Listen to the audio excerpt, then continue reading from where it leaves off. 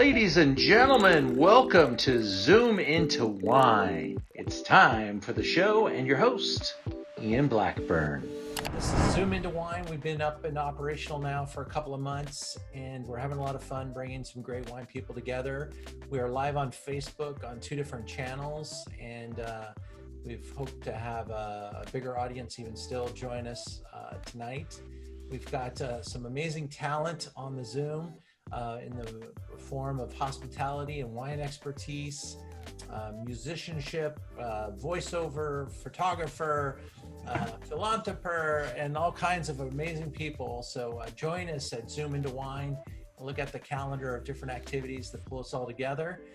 We also work with Merchant of Wine to help deliver the wine to your house. And we're going to start off today with Gruner Veltliner from really fantastic and fascinating project from Ted Glennon. I'm going to take my background shot off so you can see my glass. I love the packaging. I'm going to talk to the producer here in just a minute, but really, really cool, Ted. I know that you've got this with also is it a clay on the outside that you're doing that with? How do you do this with the package? I guess we'll save the mystery for when we get talking about the wine, but it's all done by hand. I could tell because the bottom of my bottle just looks like it was done by hand, and that is a serious commitment, man. Congratulations, it's beautiful, and I will compliment you on the wine itself a little bit later. But let's get going with a little bit of a toast. Cheers, everybody. Glad you made it. Salute. You know, here we are. Yeah. Beginning of August. Make sure I get everybody. Just really to the right and to the left. Mary Grace, you're on my Salute, Hector. Yeah, we've got some awesome stuff to talk about and a lot of people to talk. So I'm going to sign out now and introduce you to our host, basically, of tonight's program, Ted Glennon. He's an experienced sommelier from the trade and worked at some of the best restaurants in California. I'd like Ted to give us a little bit of overview of where he came from, and he's brought a couple of special guests with him tonight. So Ted, thank you for joining the Zoom, and take it away, buddy. Yeah, so my name is Ted Glennon. I'm the 6th generation of my family born in the state of California, first to make wine. Started producing wine in 2013. So we'll talk about the wine, then we're going to back up and talk about what else is going on here. Gruner Veltliner, the native and most famous grape of Austria, not something like a lot of other European classics that was grown outside of its origin until very recently. And in California, there's less than 2 dozen vineyards planted and probably 6 of note. This is the only one planted in the Santa Cruz Mountains. It is the wine it makes is a lot like Chardonnay. It's kind of that amount of alcohol, that amount of acidity, that kind of palate weight. But what's different about Gruner is that it has this like bitterness, this spice, this like savory tone that really keeps the palate fresh and makes you, interested in the next glass. That doesn't come from ripping acidity you'd find in Riesling or, lots of curvaceous texture you'd find in Chardonnay. It's, I hope you like the wine. The wine is divisive because we embrace the bitterness of this varietal. There's a lot of producers that try to get away from that. So on the back of the palate, you have this like almond, like peanut shell, this like other thing, right? And it sticks out because you don't see this in other varieties. There are other wines like Albarino that'll have that, but not like this. So a couple things. Anthony, you look like Patton Pengallen's stunt double. And then I'd want to, if you know the guy, I used to run Mozart in Newport. Who? Patton Pengallen, great dude. You could be his stunt double. It's pretty dead on. You guys both come from the same line of werewolf. And then Rafael Santos. Rafael Santos is a 10-year veteran of Acquarello in San Francisco, one of the great restaurants in California. And my brother, good day, sir. Thank you for joining us from all the way up there. So we make wines affected by 2 things: the San Andreas Fault, which is the great geological cataclysm that created the coastal terrain and structure and terroir of California, and the Monterey Bay. And the Monterey Bay is one of the 5 deepest sea points on Earth. It's 2.2 miles at its depth, and it's the true belly button, the true middle of California. And what happens is you have that San Andreas fault line, which is 27 miles from my house right here, that pushed mountains out of the sea, carved caverns into the, all throughout the state. So we have incredibly complex geology, and then everything that's 23 miles from the ocean is cold. Really high ripping acidity. We have sites here that will give us the structure we'd find in Burgundy, but we have the sunshine of Sicily. So this is kind of the frame for these ones, where you have extraordinary daylight hours, extraordinary sunshine. After all, Santa Cruz is a historic surf spot, but you're fixed by this cold bay. So right now, as it gets super warm inland, that just creates a vacuum that makes our whole region just dense with fog, super cool and chilly, and the wines just have acidity, freshness, that brightness that makes us enjoy it with food, makes it great in the afternoon, and keeps the wines really stable a long time in bottle. This is the only vineyard planted this varietal in the region. The region is, speaking specifically about the Santa Cruz Mountains, second appellation in California's history, and the first one defined by its kind of geophysical characters. So it's elevation limits on all sides, and it's the only place in the world that produces Grand Cru quality, like top class quality Chardonnay, Pinot Noir, and Cabernet. The only region. France doesn't count. Hey Ted, what when you said limits, is there a minimum to be called Santa Cruz and also a maximum? There is a minimum and a maximum. On the coastal side, your minimum is 500 feet, and on the interior, which is where we find all the world-renowned Cabernet sites, that's 800 feet. There is a limit which is 2,200 feet, I believe, and there's vineyards planted above that. The vineyards planted below for the nerds and for folks, and just a little piece. So you'll see Santa Clara as an appellation. Santa Clara Valley should be thought of as the vineyards and benchland that isn't high enough elevation. Got it. That's all the stuff that's because you drive through these on your way up into the mountains. So Gruner's an anomaly. And in the Santa Cruz Mountains today, if you wanted to plant a new vineyard, you need to tear a house down and then plant a vineyard. There's really not anywhere to go. I mean, Santa Cruz has been infested as a bedroom community of San Francisco 20 years ago. And the mountains, what we have is what we have. So Richard, in 2012, Richard Alfaro is our farmer here. He's one of the nicest guys in the world. He had a bread company, he sold Wonder Bread. He bought this south-facing bowl outside of Corralitos in the Day Valley in Santa Cruz Mountains on the northern crescent of the cold, windy bay. And he went about planting exceptional Pinot Noir and Chardonnay, some of the finest stuff in the state. So 2012, he's at a Nikolaev dinner. Nikolaev is a very famous producer, and I'm telling the story now. So if Richard wants to correct me later, he can. But apparently, Richard's at this Nikolaev dinner. One of the great producers of Gruner Veltliner, overserved, in love, orders thousands of cuttings from the nursery at the table.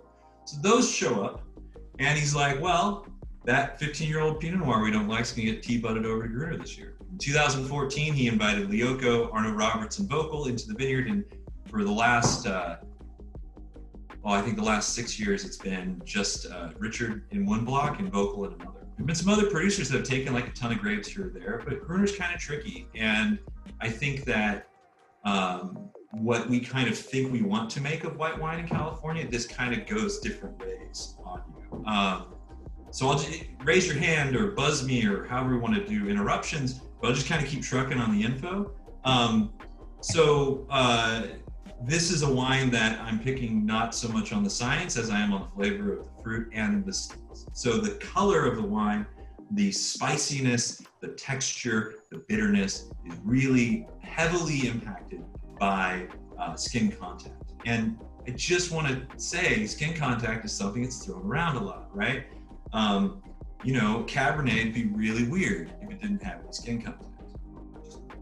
What do they contribute aside from cool orange color, So here it's actually giving more varietal character, and it's about 30 to 48 hours.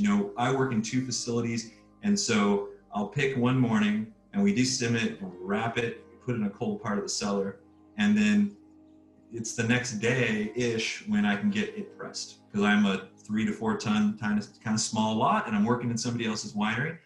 This was about 40 hours before it was pressed off. And you'll notice it's not tannic. It's not super deep in color, but I have had fun with this wine, having been a sommelier, putting this in front of people and then quickly leaving the room. And then them thinking it was from Austria, which is phenomenal, right? Because the first thing you're doing when you're trying to establish a new wine like this is to make it taste like the classic stuff. And so the classic stuff is citrus fruit, orchard fruit, and then that like peanut shell, saloon floor, bitter almond, like kind of that thing that lifts at the end of the wine. What else would you like to know? It's organic in practice. Richard has been certified previously, but organic certifications can run between $30,000 and $50,000 these days. So he's not pursuing that. And that is a big part of the conversation in our region. David had a question. Yeah, so again, this vineyard is in Santa Clara, right? Santa Cruz Mountains. Santa Clara Valley sits below that. You're near, like, is that near Reese, or is that near any of those guys? Or so Reese has two winery sites now. One up in Mendocino in the northern part of California, right. and which, like, from where I'm at would be like you driving to Portland. Right. It's way out there. And then the other one is in Santa Cruz Mountains, and they're on the interior side, and they've done some incredible work.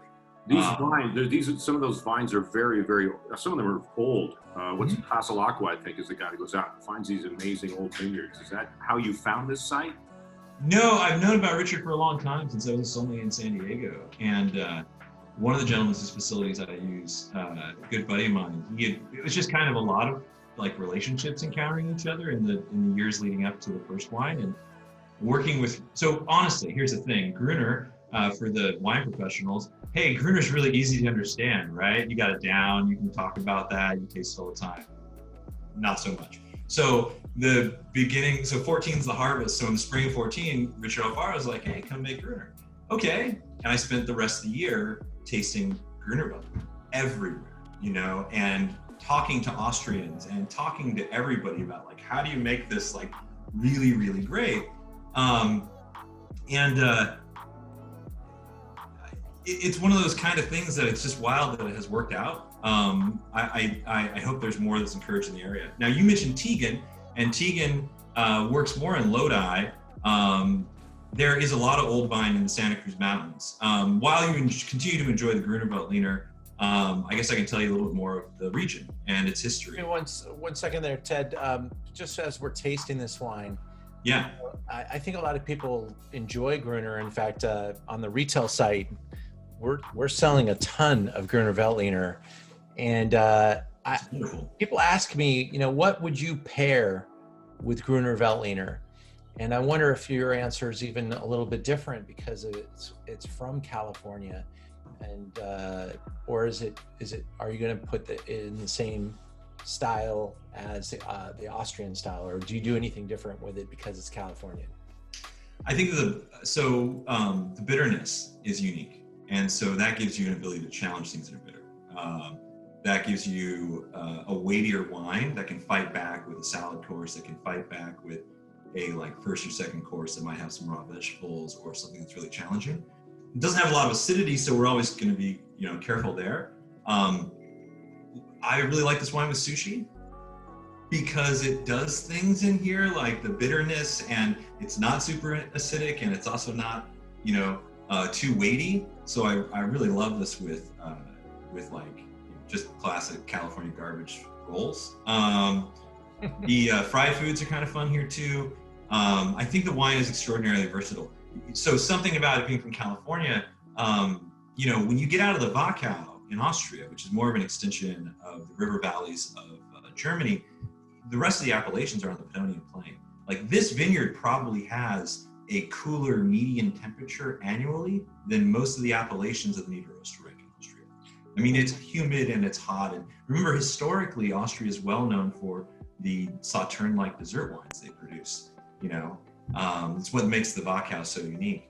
So like, that's been kind of fun with this, that as a lark, how did we get here? This whole story, this actually is a pretty super classic, oh boy, Oh, Super classic question about the variety. please. That's a Hector Sandoval photo. I'd love to stop talking for a second and talk to Caitlin here. Caitlin, is Caitlin, I know you're a sommelier in Santa Monica. Is the restaurant able to perform right now, or is it on the way back? No, it's actually, I mean, we've been very fortunate for, given the circumstances. I mean, I feel like there's tiers, people that had outdoor dining, people that are converting their parking lots to outdoor dining, and then there's people that can put four tables on a patio. So we are still capable of doing about 150 to 180 covers a night. Wow. So we've been, and safely. So we are a dining destination right now because people don't feel, our garden, as you can see in this picture, is so beautiful that even separating the tables, you feel like you're at a restaurant, not in a parking lot. Yeah. 150 right now is like doing 400 with like the amount of time and prep, and I mean, yeah, that's cranking. Wild. Yeah. So, I mean, we've been very fortunate, I think. But I mean, Ted knows I've paired this wine with food before, especially being Los Angeles. We do have meats on our menu, but we are seafood heavy. We are also very like vegetable heavy, being Los Angeles and all the fresh produce. And just the dietary wants of people. So the Gruner has always been like a great go-to pairing wine for my menu. So cool. It really is something that can like carry you through. Yes, the acidity, I mean, like if you need something that needs those acid levels, then that's something different, but it does that the whole like chef always loves to throw asparagus my way. Always. Pairing menu, asparagus. And I'm just like, God damn you. Gruner Veltliner, the VoCal. Like, bring it. Yeah, no, I think that the crunchiness in this wine kind of work with that too. There's that tactile thing, and that would be really, really cool. Do you guys do anything on top of the asparage, like poached egg or anything like that, or because I think that could really pull this wine into it. It really just depends. Right now we've got a sea bass with like a pea stew, and it has the asparagus with a fried squash blossom on top, stuffed with cheese. So it's like perfect. It already has the fat, it already has the acid. It just needs something to round it all out together. So cool. Again, a great pairing with this wine, I think. And would you classify this as a big wine? You know, people like to classify whites as light-bodied, medium-bodied. Is this full-bodied? I wouldn't say this is full-bodied. I would say there's certain wines that, you know, I guess my dialogue with tables can be different than some, but this is like a marriage saver, you know what I mean? Like, it's the wine that you can put at a table, no matter if that person wants acid, that person wants full body, that person wants Sancerre, you know what I mean? Like, you can like throw this at a table and everyone's just going to be happy with it. When in doubt, it's definitely one of those wines that's not too far in any which direction.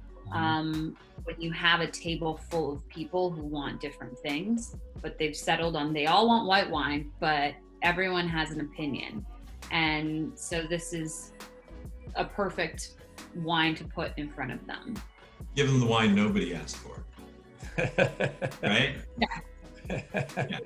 Make nobody happy. Also, everyone knows everyone knows that I just have this thing about you know, Central Coast and south of San Francisco, north of Los Angeles. It's just like these untapped areas that you can get as far as affordability goes, and especially in the climate that we're in right now. You know, I can tell you what, my 85 Petrus isn't moving off my list anytime soon. But, you know, people being fiscal and fiscally responsible. And these areas give out such beautiful wines that that don't have the price tag attached to them that some of other regions can put on themselves. Hooper, do you have any Hooperisms for Gruner? No, he does. You're still muted, so that help? See, once you open it up to Hoop, you can't shut him up. But I think we're. I got you. Well, while we wait for that, if thank you this and compares, you're reminded of Sauvignon Blanc. That's something that comes up a lot with Gruner, and it has to do with that kind of spice and that, you know, which I think is very different from every other white wine, right? Like Gruner is, if you want to be, you know, lazy, you could say it's like half Chardonnay, half Sauvignon Blanc, but it's really something else going on there, and I think it's great that it's taking off. I like that. We refer to it as Austrian Gatorade. And I love the texture of Gruner. I think these guys are really touching on it. I love the idea of giving the wine that nobody asked for. It brings something to you that nobody was ready for. There's very little I could say that hasn't been said, but I would touch upon the phenolic bitterness that we feel in this wine. And that's kind of maybe like a fourth dimension to this wine. It's something that we don't necessarily think of when we're talking about our wines: tannin, acidity, body. But there is that sort of unknown kind of hidden element to this wine that really brings something. And that's what, as Ted had touched on before, is kind of your stale beer or peanut shell thing that's happening. That is the kind of secret strength to this wine that lets you pair it with something like radicchio or asparagus or the traditionally challenging foods that chefs love to throw at sommeliers just to make our life tough. We should also say that like this wine has been in bottle it's been in bottle for a little over a year. And there's no botrytis ever in this vineyard. It's very important. It's a very clean grape, so we have a very clear expression because you're fighting uphill, right? Gruner from Santa Cruz. Nobody knows what those two words mean, much less try and make its own expression. But the wine gets a honeyness. And so while we've been talking about like bitter things, spicy things, you know, things that kind of fight back a bit on wine, like asparagus, like radicchio, or even fried foods, I also think there's a richness to the wine, to these wines as they age, and they give this kind of honeyed character to it. And that allows you to kind of go into cheese courses, to go into like richer foods, to, you know, play with the poulet if you're going to. So there. I'm digging it. You like the wine? I do. I think it's cool. The packaging. You get major points for packaging, but you know, if the wine sucks, who cares? We have Rafa, Caitlin, and Jared on the call, and you've all supported the wine since we got started, and thank you for that. And one of the things about the package is coming out of the restaurants, I was so wine packaging is so boring that there at one point was a theory question on the Master Sommelier exam to name 3 classified houses in the 1855 classification that were not a drawing of the building. That's how boring wine packaging is, right? Just historically, think about all the labels in your head, or go to a retail store, and the reason Yellowtail took off was because it didn't look like anything else.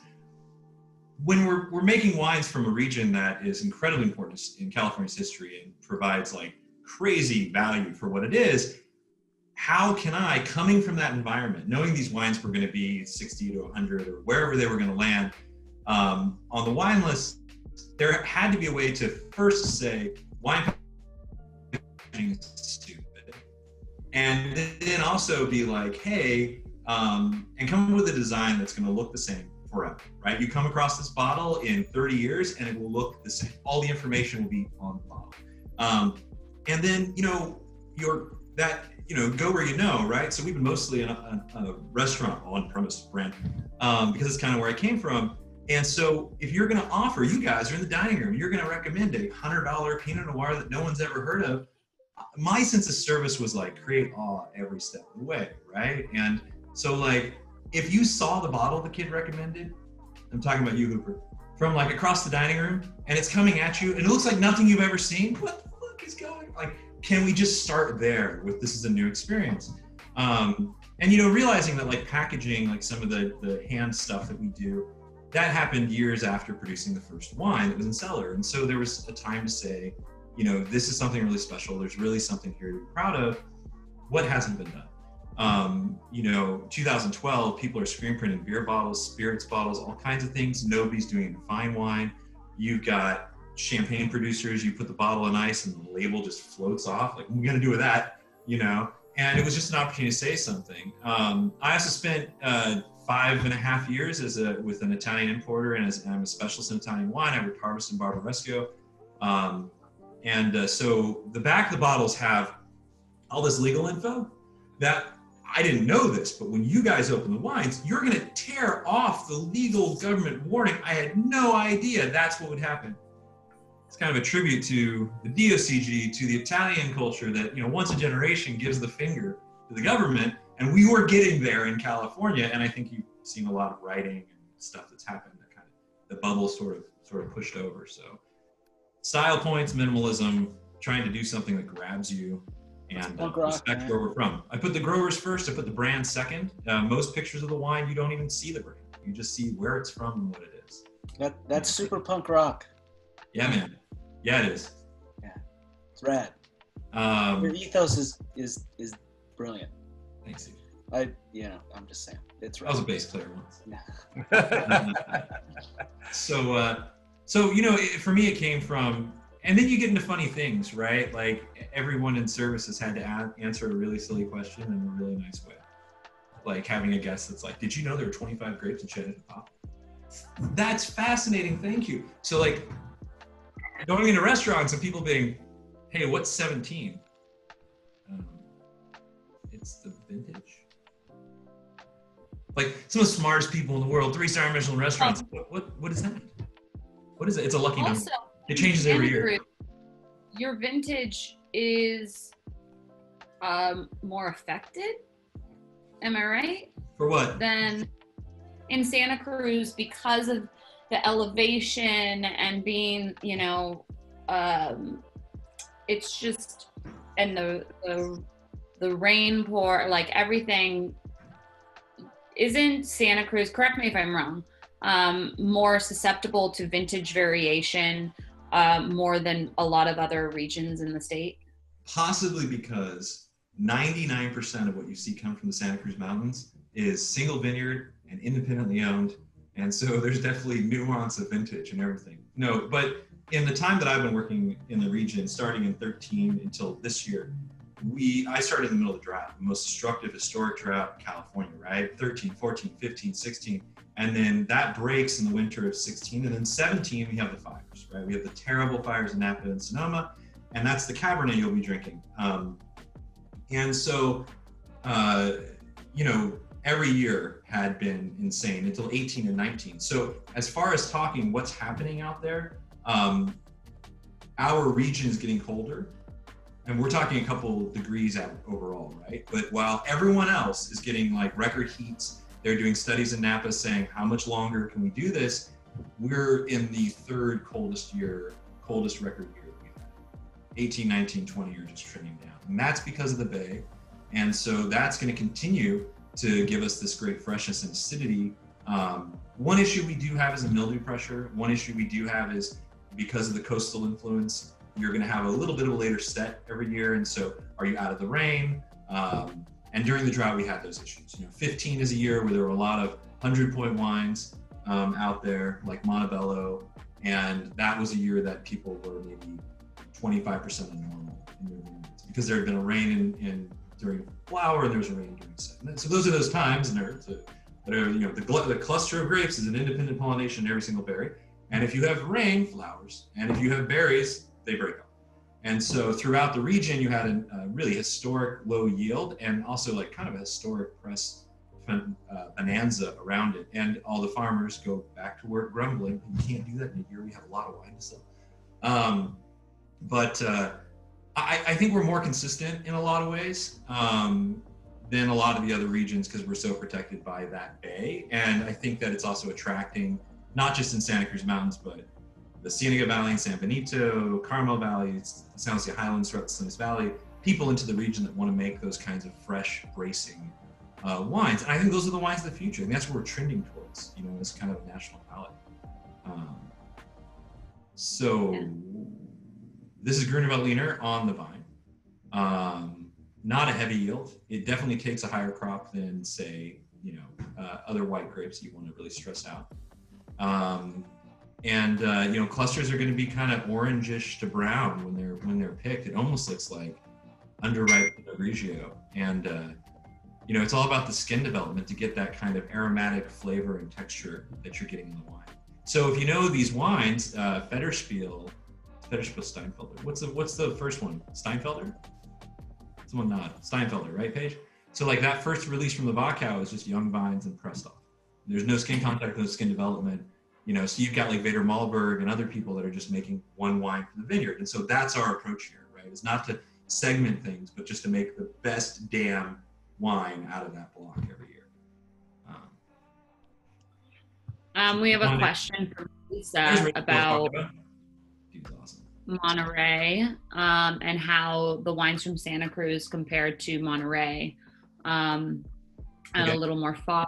I would say yes, a lot more fog actually. You guys are all above the fog line. So the area is hard to really pin down, and the mountains have more sunshine and more exposure to elevation, and so there's a greater opportunity for Cabernet Zinfandel, Syrah, and other things. But it still turns out world-class badass Chardonnay and Pinot Noir. San Jose Highlands is Pinot Noir, Chardonnay, some great Syrah. The Carmel Valley is super hot, great Bordeaux. Gabalon, the Benchland south of Chalon, there's all sorts of stuff out there. Chalon, 100-year-old Chenin vines, right? So it's a really interesting region that's super complex, but in the broader market for all of us regular people, we haven't really heard as much about it because it's been the place that a lot of large wine companies get freshness from. So you can blend up to 15% for appellation in California. And so if you're making a Santa Barbara Pinot and you want more acidity, you go buy a couple 100 tons out of Monterey County. You don't have to declare it. And so that's what's been going on for generations. So for us, kind of changing is we're sort of shaking trees here. There's a good group of people here trying to do really interesting things with the wines. I'm going to dive right into Santa Cruz Mountains and into the Cabernet. Everyone has the Cabernet? Yes, we're ready for Cabernet. Awesome. So in your mind, the Santa Cruz Mountains are a pear-shaped coastal outcropping that run from the northern crescent of the cold, windy Monterey Bay to south of San Francisco. There are three sides really to this appellation. That sits on the northern crescent of the bay, the exterior mountain range out towards the coast, and the interior that sits over the hot Santa Clara Valley. It's one of the only places we see Cabernet, Chardonnay, and Pinot Noir being produced in a world's best ever style. I will remind you that Margaret and Ridge were two of the wines in the 76 tasting that really put California back on the map, and they both come from the Santa Cruz Mountains. So if you'll indulge me, Pinot Noir really comes into California in a high quality manner due to Paul Masson. If you only remember the Orson Welles acted Paul Masson commercials, that's fantastic. But Paul Masson was a Frenchman, Paul Masson, who came over in the 1880s and established what was the largest and highest quality Pinot Noir vineyard in California at Saratoga. These cuttings, and here's another one of those great stories, apparently he worked with like Louis Jadot, the guy himself, to get Pre-Phylloxera Chamboul cuttings into Santa Cruz Mountains. That's what he made his wines on. That is the nursery that was planted at Martinray, which today is Mount Eden. And from Mount Eden, that was Richard Sanford, that was Hansel, that was the Martini and Swan clones that came back later. We have a whole family tree. A bunch of us have done research on this, but essentially everyone you want to point a finger at that has the high quality heritage, oh my God, changed the world for Pinot Noir, comes out of that vineyard in Saratoga. So another day, we'll taste the Pinot Noirs we produce from vineyard there, and you'll see that Chambouliness. Cabernet is another great story. Emmett Rickford founded the Cuesta Vineyards, the Woodside Vineyards, and made a wine called Cuesta. And at the turn of the 20th century, there's no wine in Europe, right? Because of phylloxera. People are drinking absinthe, people are doing all kinds of stuff. And American wines are finding their ways into European markets. Emmett Rickford wants to plant a vineyard at Woodside. He wants to plant the highest quality Cabernet he can. He travels to Bordeaux. He goes to Chateau Margaux and gets budwood from Chateau Margaux. And that is what he plants at the Woodside Vineyard. And that is what Martin Ray plants in what is now Mount Eden. That fruit still is somewhere in the mountains. There's never been a Kendall Jackson, J-Lore, Constellation in the Santa Cruz Mountains. So you've never heard of the Santa Cruz Mountains. You've never heard these stories. But also because of that, there's not a lot of foreign genetic material being introduced. So be romantic with me, and when you taste this wine, think of the lineage of Cabernet coming into the Santa Cruz Mountains. And this has this fine, chiseled, gorgeous, elegant structure of something we would find in, France or Bordeaux, right, which is a cooler climate. But it has density, it has richness, it has like pleasurable fruit. And this is a great example of Cabernet in the Santa Cruz Mountains. On the nose, you're like, am I in Europe? On the palate, I am somewhere delicious. These are 45 to 65-year-old, own-rooted, dry farm, head-trained, old school California Cabernet. Is there other things in Cabernet Sauvignon in there? Yeah, of course. Do we know? No, who gives a shit? It's like, you guys should go out there and test every vine. I have kids. I have things to do. Plus, the idea of VoCal was to make the vineyard, right? And so in this wine, it's a great kind of way to talk about that because we just make the vineyard, right? More like a real winery would like hang it 3 weeks longer, soak it, and put a bunch of expensive wood on it. Probably get like 99 pounds. But this place is old vine, cool climate, super sunny, and the pyrazine, that spiciness there, that's a function of ripeness. And you kind of have a pick there, whether to respect what the varietal kind of has in its whole repertoire or guide it into something else. And I don't judge anybody else's decisions, but with like the lineage of my family in the state, to be able to work with this site and make this kind of wine that has this classic California expression of Cabernet, pretty cool. So yeah, as far as where the location in the range is, if you know where Montebello, Fogarty and then Montebello, 40 miles south of that. So those are high elevation, 1,800, 2,000 foot elevation vineyards above the Santa Clara Valley. And the Santa Clara Valley will get to 100 degrees. Rafa lives there. Like 100 degrees today. Like, everybody else is cold, 100 degrees. So like these sites that are on that old volcano, that ridge over the valley, they're absorbing that heat. And they have a sharper diurnal because all of the coastal comes in over the mountain range at night. This site doesn't have the sharp diurnal. It also doesn't have the intense heat. So it's a slow moving, so this is the heat wave vintage. So this is 14.3, which is like flashy. Normally this wine is like 13.7. And, but it's so old. The vine's so old, you've got like plenty of tasty stuff there.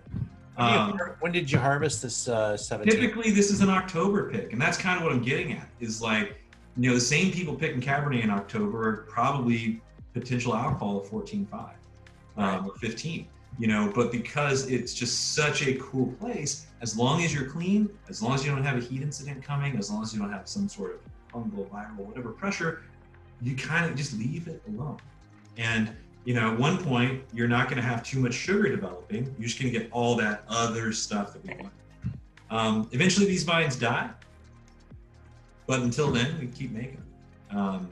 So it's always fun to talk about this point. How many of you, show of hands, really think about this, have ever heard someone say old vine Cabernet? Right? Not a lot of it out there. Pinot Noir, right? Via Vine, old vine Zinfandel, Petit Syrah, Grenache, Syrah, not Cabernet. Cabernet has vascular disease. Go ahead. Well, if you look at, so I think when I really started thinking about what you're saying, I was at Beckstoffer Tokalon, and they were like, oh, we don't believe that these should be older than 25 years. They're like, 25 years, after that, we rip them out of the ground and we replant. And I'm like, what? Oh, I hate to tell everybody this, but wine is farming. And Cabernet is an incredibly great thing to grow because everybody wants it. It's like the tomato of wine grapes, right? You're gonna have somebody to sell it to. It takes a nosedive on potential yield after about 20 years of age, and it starts to develop virus pressure. And here's the thing, there's a lot of stuff that goes wrong with grapevines that really all they do is drop the yield. And so you have to make a decision about whether, hey, let's leave them alone and see what they keep doing. And in regions like Santa Cruz that are under claimed, there's not as much of a pressure there, right? So like they're selling the fruit, people like the wines, cool. But that's what's going on in Napa, and I don't judge those people for it, but that's been going on forever up there. Like, vines are rarely more than 20 years of age. Every 5-10 years, they come out with another, version or series number from UC Davis with, a better skin concentration, skin yield, faster turnaround. And so they're playing with different clones and different species. And rootstock. And that's always funny. So like Napa planted all St. George, right? The direction of the vines. Oh, yeah. Doing all that stuff to try to optimize yield. I think the oldest vines in Napa Valley actually are the Scarecrow Vineyard at around 85 years of age. That's the number I was given. The Tokalon Fumé Blanc would be a question. Yeah. That one. The Mondavi Tokalon Fumé Blanc, that's something to seek out. I think that might be do you happen to know like how old the old vine cab up in I think it's Monte Rosso? I know they have old vine cab there. Do you know how old it is? Monte Rosso is a vineyard in Sonoma Valley that neighbors Handel, and it was an extraordinarily famous Zinfandel vineyard for a very long time. Ravenswood produced back in the day. Ravenswood produced like epic, stupid Monte Rosso Zinfandel. That ended in 2012, I think, with Louis Martini, which today is a Gallo brand, but back in the day it was a giant, amazing, pioneer in California when they bought Monte Rosso. There's Cabernet and Zinfandel planted there. That's when Peter Mathis was with Ravenswood? Because Peter Mathis was with Ravenswood for what, like? Well, that's it's what's his name's dad? It's Bedrock's dad. Yeah, Joel Peterson. Oregon Twain, a legend, California cowboy. The vines in this vineyard are as old as the oldest vines at Ridge Montebello, and it's just a cute, beautiful, svelte, wine. I'd love to hear what everybody thinks about it. Can I ask about oak as well? Because my comment about it is that how beautifully, you barely notice oak in the nose, and it's really a fruit story. And I was really taken by this wine, and I'm going to tell you, I get to taste a lot of Cabernet, and I thought that this wine just had a purity to it and artisanship, and basically I think your art is doing as little as possible to this wine, but it is beautifully done, and I love everything about it. It's just it's like it's 1974 all over again for me on this particular bottle. It reminds me of the mid-'80s. When I was first a sommelier, I was seeing like mid-'80s Mondavi Reserve, which is like 85, 86, just crazy, and like early 90s stuff. And this wine gives me chills because it's in that kind of style.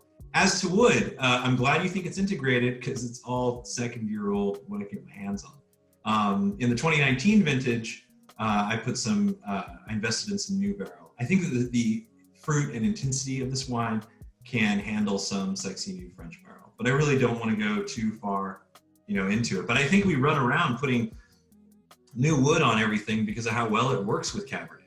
I feel like there's some tropes that we've forgotten. Like, Cabernet blends with new French wood is fantastic. That's why people try to put it on Syrah and everything else. So I finally did it at 19, but yeah, I'll use barrel. When you're getting started, the difference between a $55 used red barrel from a good winery and a $1,000 new French barrel is a big deal, It's red fruited, which I think is probably clonal, which is really interesting. and it's not overly tannic, but tannin will come out as the bottle's open. What do you think the clone is up there?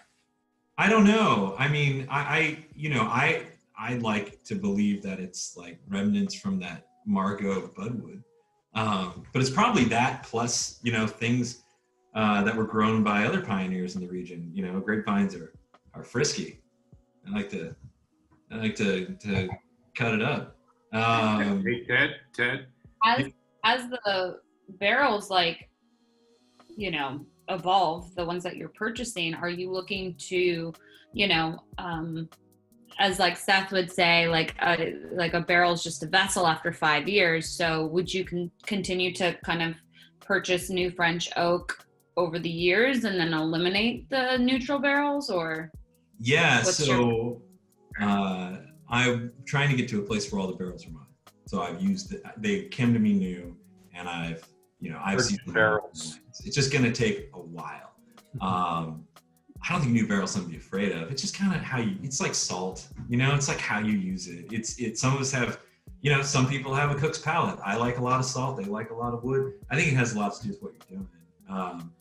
David, what was your question?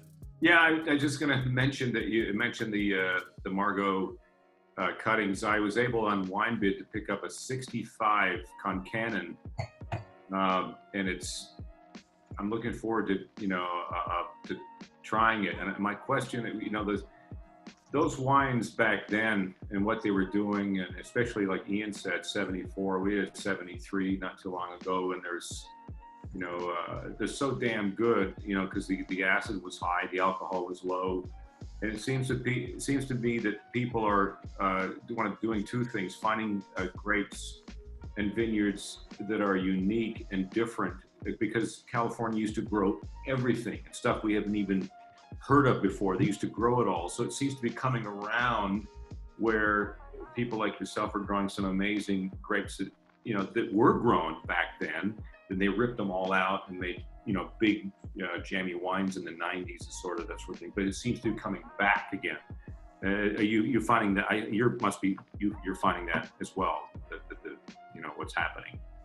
I think that wine, and everyone here probably tell you what's old is new, is new is old, is new again. Like we're the worst. Like we have the worst young Turk syndrome of like an industry at large. I mean, like the Natty Bros right now are a perfect example of like just go home and call me in 5 years. Some exploration is new for sure and interesting. There's definitely an interest in Italian varietals. The Gruner Veltliner is a new kind of thing. I'm gonna skip around this and say that there's regions that you've got a lot of farmers that just were able to sell the fruit, pay their bills, go home. So there's timeless places that have like old shit because of that, right? And it's really more of a like everybody loves the Crozes Hermitage wines like Alain Braillot, and they start to say, well, we just want to use concrete. We don't want to use any new barrel. And we want to do whole cluster. You guys don't realize these people are poor, and like not destemming means I didn't buy a machine, and not buying barrels means I'm not spending $1,000. So now we're back in trend of being whole cluster and concrete, and that's like now premium. But that's just necessity is the mother of invention. And the other thing that we have to keep an eye for, and this is what I'm excited about going forward. So people are looking at rootstocks because there's going to be more droughts. So do we get vigorous rootstocks now? People are looking at varieties that have flexibility in their expression. So like I'm pushing the Ribolla thing all the time because you can make sparkling out of it. It's one of the original varieties in Prosecco.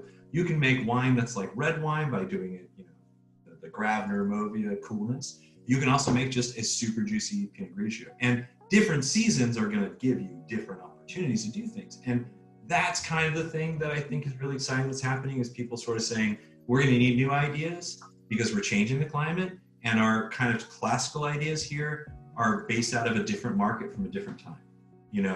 The wine market that California's based its production history on is France, the French wine market, right? Like, I'm not even talking about like French export to the world. I mean, what they were selling to their people in the country, right? Like, that's what we follow. I mean, after Spanish, you should know how to speak Italian if you're working in wine in California. Why aren't we growing mostly Italian wines? We're a sea of Italian immigrants. But what has been fun is to watch the things that work. You know, the Gruner you're trying, best wine we've made from that property. And, you know, this is the 14, 15, 16, 17, this is the 5th harvest in, and it should be the best wine we've made, right? And so I've said this, and Hooper's heard it, but tradition is an experiment that worked. You know, you took a chance on something and it worked. And so hopefully, you know, the next generation's like, we do that because they did that, not, well, he just did that. But I think that California will have a much more diverse, you know, viticultural palette in the future. The biggest concern right now, and where you can really have an impact, is like the soda machine kind of varieties, like Chardonnay, Pinot Noir, Cabernet, et cetera, that we love are fine. The main, you know, produce items, bananas and avocados are fine. The specialty stuff that was going to the restaurants that you would go out and have an amazing experience at, the farms that were growing the produce, the ranches that were raising livestock, and the wines that were being produced are in a critical state of failure. And when we lose that, it's going to be, I doubt we'll see it come back in our lifetimes. It took our lifetimes from the 80s to now to become a gourmand society that would then support that part of it. And that's the stuff that I think is critical. You know, go to your farmers markets, buy the cool little wines, take a chance. You know, I think wine has always been an interesting thing where your dollar can really matter. And I think we're in a real critical phase of that. A lot of people are not going to make wine this year. And that's going to have a downstream effect that's going to be completely insane. We're going to see a lot of restaurants that can't buy either. I mean, the whole ecosystem is in jeopardy right now. I got some data today that said that over 50% of the restaurants in Los Angeles are closed right now, and most are not coming back. And I do see, you know, some shining lights. You know, some of a couple of places are booming. I'm glad to hear. In Santa Monica, everybody go to FIA. Santa Monica's doing it. FIA is doing 150 dinners a night. That's pretty impressive. You know, some people have taken lemons and turned them into lemonade. You know, Melise Restaurant has turned their parking lot into a drive-through, and they're doing like a bunch. I can't get the exact number out of them yet, but they're really cool. freaking busy. Wednesday, Thursday, Friday, Saturday only. So that, but I think his quality of life just shot up amazingly well because he used to work 7 days a week. But yeah, I mean, we closed for Sunday, Monday for 2 weeks, and then we realized how many other restaurants were closed on those days as well.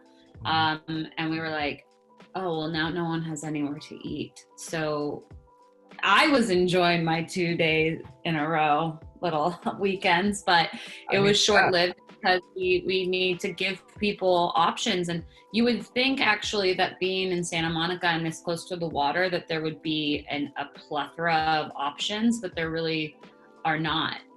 Michael's, which has a huge patio, is not open. You know, there's a ton of restaurants that some that were ahead of the game doing takeaway have become so busy that they're like, we're not even going to bother with tables. We're just going to keep doing takeaway. We were not set up for that. We were not prepared for that because that is not the type of food that we serve, and the food that we serve is not going to be good when you get it 30 minutes later after it's been in someone's car. But you know, we've adapted a different takeaway menu and bottles of wine as well, which, you know, unfortunately it's not a retail pricing. So it's more purchase the bottle out of convenience so that you can have something cold and with your food when you receive it. But all in all, I mean, purchasing, I don't want to say that we're depleting the cellar, but you know, it's definitely not the direction that we were going before quarantine. Before quarantine, it was like, build us the best cellar you possibly can. This is amazing. And, you know, now it's, you know, a lot of by the glass stuff and a lot of, you know, the only things I can really reorder are the things that people are the go-tos, that the things that sell themselves, whether or not I'm at the table or not, you know. People are becoming more familiar though with other varietals, which I'm really happy about. I get a lot of people asking for Italian whites. I get a lot of people asking for Gamay, and you know, I think wines like this in Santa Cruz, they're following suit. You know, when people tell me that they love Chenin Blanc, my heart flutters a little bit. So, you know, I think that it's just really putting the wines in front of people and them having that aha moment. And then they're like, you know, they'll go to the next restaurant and be like, I had this great Cabernet from Santa Cruz. Who knew? Yeah. Like, well, a lot of people actually. Yeah, But I can't say thank you enough for your support and for Ian's support and everyone else who joins us tonight. I think you're going to make the difference in supporting the stuff that you really like. I didn't mean to bring it down there or get preachy. I just think it's, you know, the things that we're like, if it wasn't for the people who farm these vineyards, we wouldn't be working with these wines, you know. And if you think of the Bates Ranch Cabernet being like 45 to 65-year-old vines, dry farmed, like there are decades of decisions to save that stuff, you know, and we certainly want to continue to support it. What'd you think of the wine, folks? I mean, did you like the wines? Did you hate the wines? That's cool. I love to hear it. One of the things that I love about this wine and your cabs in general, Ted, is I work with a lot of Cabernet, and I have for my last two restaurants being really meat heavy focus.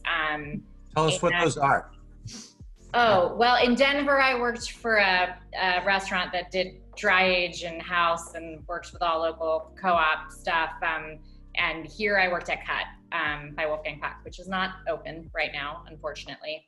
But kind of, you know, super cab dominated list for all the obvious reasons.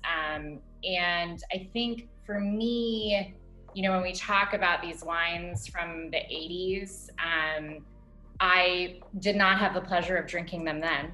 I have had the opportunity to try a few, and I think, you know, they're super special now, but they've also had, you know, we're pushing 40 years now, 30, 40 years. So they've had that time.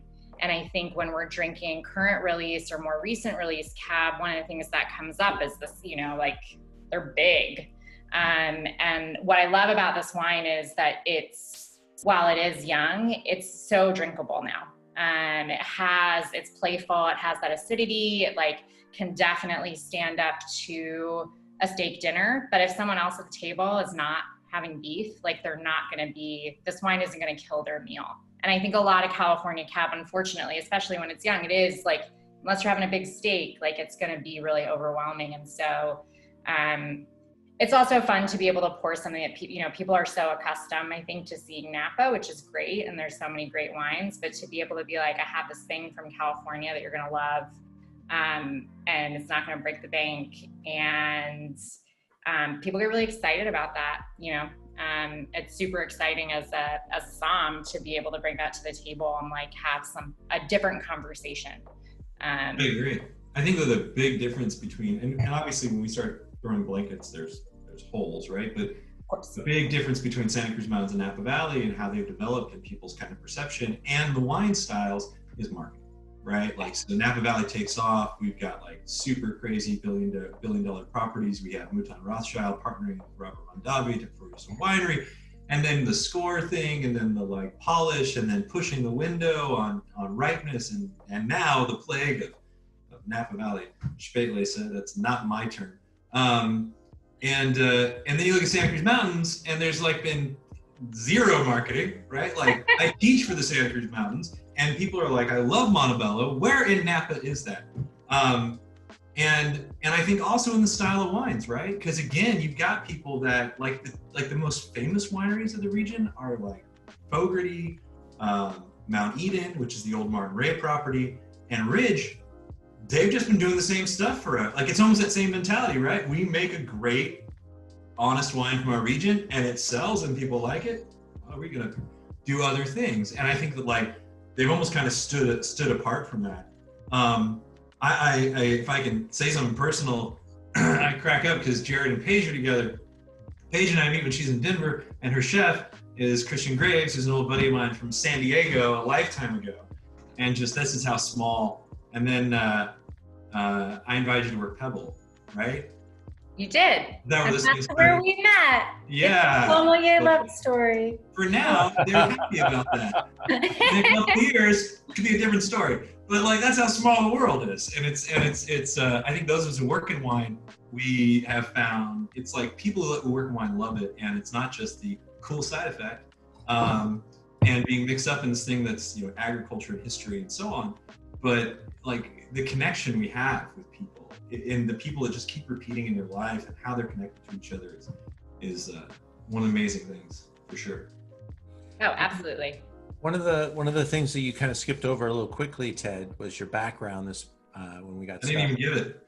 Yeah, you have ignored my question, but you do have an awesome resume, and I'd love for you to just tell people a little bit of, because when you're creating a wine, you come with perspective, and I think a lot of tech billionaires come in, and the first thing they say is, I developed this software and I sold it, and now I'm making wine.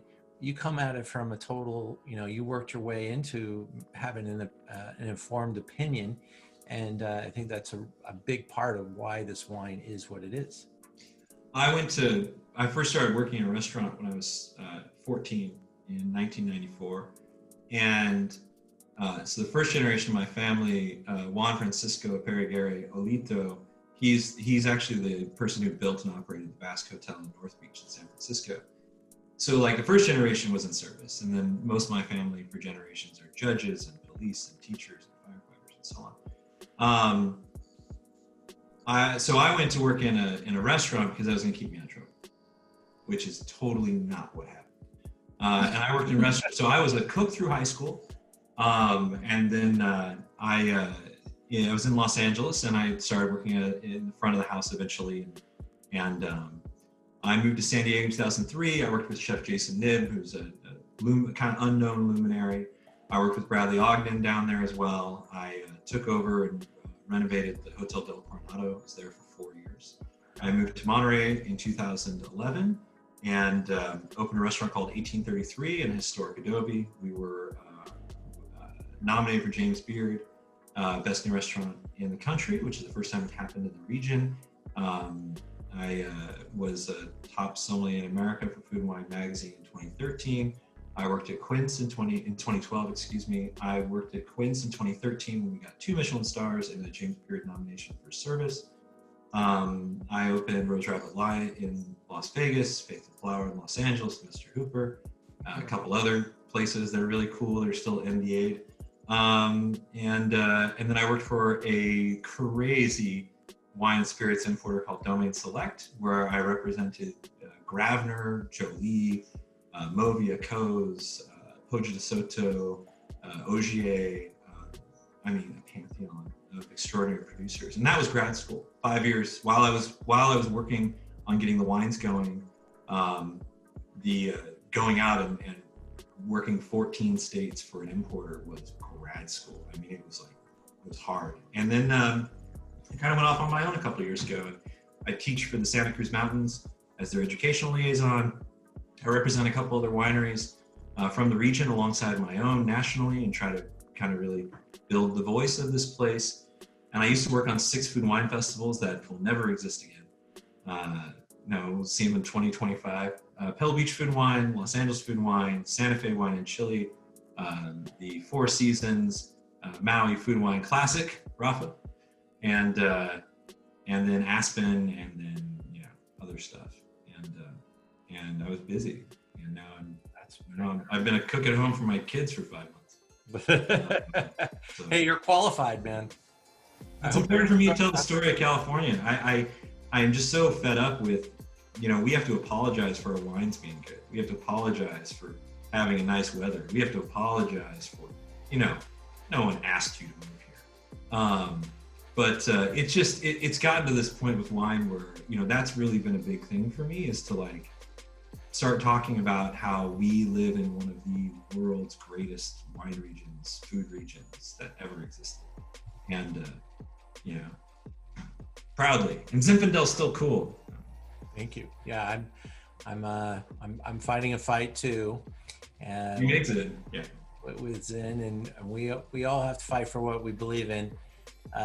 This moment, that we're in right now, a lot of people on this Zoom right here are in the restaurant industry, and I think all of us, when it first started, we were like, all right, a couple of days off, a couple of weeks off, a couple of months off, and now you're like 4 months into it, you're like, let's get back to work, and let's find something to do. Oh, I'm back to work, and now I'm like, I just want a couple days off. Yeah, I mean, that's the thing, right? You're either in the frying pan or you're not. But it is crazy, and I just hope that on the other side of this, we all find a way to get there and to keep our sanity and keep our homes and keep our health. And I'm hopeful that this allows us to provide for our team and our group. And I want to thank you, Ted, for giving us your time tonight. I'm super impressed with your wines, and honestly, we sold quite a bit of your wine outside of the Zoom already. So you have some fans, some interest, and I think your packaging in a regular retail store would help, but in my store, you only see it if you click on it. So it's pretty impressive. I was impressed with how it was pulling through. And now that I've been able to taste it with you, I can tell you I'm a big fan, and I'm a big supporter. And I really, really enjoy. My comment about the Cabernet was, I get to taste a lot of cabs that are really amazing. And I have probably 10 wines that are 96, 97, 98, 99, 100 points on our website. And if I poured any of them in a glass, and you gave it to me, and I tasted it, I don't know if I would be able to tell which one it is. Yours, I will be able to tell which one it is because it's uniqueness, and that's a cool thing. And it's got a really bitchin' nose. I thought about it all day today. I tasted it for the first time last night, and I was really, really taken by it. I think it's really cool, and it's kind of what, when everyone else is doing this with Zinfandel, I wanted to do this just to be kind of showing, the premium side of the grape that some people have forgotten about. And I think you have really embraced that here with the cab, and the Gruner's groovy, man. I think it's got a lot of. I never thought I'd be at this point in my career be discussing the terroir of California Cabernet, but that's the irony of it, right? The karma of it too. I mean, you kind of knew it was coming, right? Like if you were the waiter who was a bad employee, you're gonna be a manager. I was definitely down on Cabernet, and now that's what we do. Hey, who has a bottle, by the way? I wish I did. I wish we were able to bring a whole bunch over here. Have you peeled the entire sticker off? No, I didn't know you could do that. Little symbols on the back of the bottles, and your Cabernet has a stand of redwoods, right, for the Santa Cruz Mountains, and then your Gruner bottle. Oh. You didn't know that, Caitlin? I could see the little. No, I just I take this part off and leave the sticker. I know, everybody does it differently. So hey, minimalism is all about fun, right? And kind of varying things. So on the Gruner, you have a little bobcat for the bobcats that patrol the vineyard up there. Bobcats are the size of dogs, like house cat size of dog. But yeah, we do. And then there's a barn owl on the Pinot Noir, and there's strawberries on the Sabroso. And it's just sort of one of those kind of. Oh, it's this. Yeah, the Sabroso. Yeah. Actually, hey, so cute. This is my jam, man. This is not the first time I've done this on a Zoom, and it's so fucking fun. You got 30 people. It's like everybody peel a sticker off. My buddy, I love this wine. I love it. Thank you. I'm trying to spread the word about the Sabroso to people. We'll do that wine another time. We make a wine. We have a historic California field blend that I make like a Beaujolais cru. We call it Sabroso. Sabroso is la palabra para tasty in Espanol. It's like adult cherry. I explained the Spanish word in Spanish. I'm sorry. Palabra is the word for tasty in Spanish. From sabor. It's great. My favorite. Very, very cool. Well, thank you guys all for joining us tonight. And Raphael, you were polishing off that Gruner at a pretty good rate. Yeah, no, I was actually about to ask. I mean, like, anyone go back to it? Because I am just crushing it with some chicken karaage right now, and it is banging. It's so good with it. Yeah, I just went down to grab my Sabroso. I was like, bro, I'm ready. Rafa, hold up the so we all go and work the Maui event, and we all party on the island, and there's a street side rotisserie chicken called Huli Huli. And so the first time like Rafa and like Nelson McCandless and a bunch of other people working the event had that wine was standing roadside out of the beach, out of plastic cups and like roadside chicken, because we're real classy. No, hey Rafa, hold up that Gruner bottle. Oh, for sure. So I do about 50 case lots of a reserve Gruner every year. All my reserves are barrel selection. They're not about how they're made. They're about what they become in the cellar. And so I take my 2 favorite barrels of Gruner that I think are super nuanced, super elegant, super transparent, like the stuff that would be lost in a blend. And I bottle about 47 cases of it. And so those are the ones that have, so you guys have the nudes, so to speak. And that's the screen printed bottle. So that's our Normale, our entry release. So this is bottled, boom, out to the market right away. It's fresh, it's crunchy, it's super fun to drink. Now at a year-in bottle, it's like much more complex. And then I do about 50 cases of reserve that gets the dip. So the idea is like the reserve wines are kind of this, and then the Sabroso, the Gruner are the nude. So, that was a stunt to kind of really show the next level of it. And we will, hopefully we get out of this and I can build it. So like those should never be like in the broad market stuff. It would be for specialty things like this. It would be for like wine club. I wish at some point you get to taste these wines, but it's part of moving the thing along and getting attention to the region is to put the time and effort and money into doing things like that, right? Like setting aside 2 barrels, aging them longer, and saying, this is really what we can do here. So I hope to meet everyone in person at some point from 6 Feet and we'll taste some more. Great, man. Thank you very much for your time tonight. It was a real pleasure. And Caitlin, thank you so much. I look forward to meeting you in Santa Monica. Yes, likewise. And to the rest of you, good luck out there. Cheers. Thank you, everyone. All right, be well. Cheers. So cool. You all.